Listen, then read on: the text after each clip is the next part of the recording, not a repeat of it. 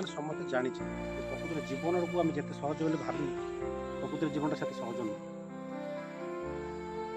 ଜୀବନର ଅନ୍ୟ ନାମ ହେଲା କେବଳ ସଂଘର୍ଷ, କର୍ମମୟ ଜୀବନ। ତା ଭିତରେ ଧର୍ମ,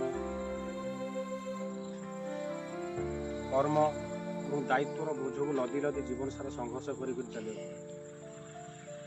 ସେ ସଂଘର୍ଷର କେବେ ଅନ୍ତ ହେଇନାହିଁ। ଅନ୍ତ ସେତେବେଳେ ହେବ ଯେତେବେଳେ ଶେଷ ନିଶ୍ୱାସ ତ୍ୟାଗ କରି ଗାଁ ମଶାଣିରେ ନିଜର ଜୁଇଟି ଜଳିବ, ସେତେବେଳେ ଆମର ଏ ସଂଘର୍ଷର ଅନ୍ତ ଘଟିବ। ତା ପୂର୍ବରୁ କେବେ ବି ନୁହେଁ।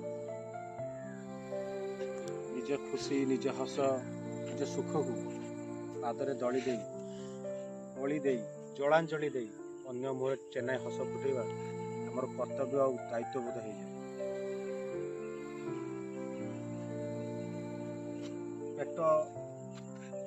ନିଜ ପେଟର ଭୋକକୁ ବେଳେବେଳେ ଅନିଚ୍ଛା ସତ୍ତ୍ୱେ ଚାପି ଦେବାକୁ ପଡ଼େ। এই ଦାୟିତ୍ୱବୋଧ ଆଉ ଏ କର୍ମମୟ ଜୀବନ ଭିତରେ ରହିଲେ ବାକି ନିଜର ପରିବାର, ଭାଇ ବନ୍ଧୁ, ଜାତି, କୁଟୁମ୍ବ, ସାହି ପଡ଼ିଶା, ବନ୍ଧୁ ପ୍ରିୟଜନ ଏବଂ ଏମିତି ଅନେକଙ୍କର କର୍ମବୋଧ ଅଛି, ଏହି ଦାୟିତ୍ୱବୋଧ ଅଛି ଯେଉଁଟାକୁ ତୁଲେଇ ସଠିକ୍ ଭାବରେ ସୁଚାରୁ ରୂପେ ତୁଲେଇ ପାରିଲେ ଜୀବନର ମୂଲ୍ୟ କିଛି ମୂଲ୍ୟାୟନ କରିବ। ଏତିକି କହୁଛି, ଆଉ କିଛି କହିବି ଆଗାମୀ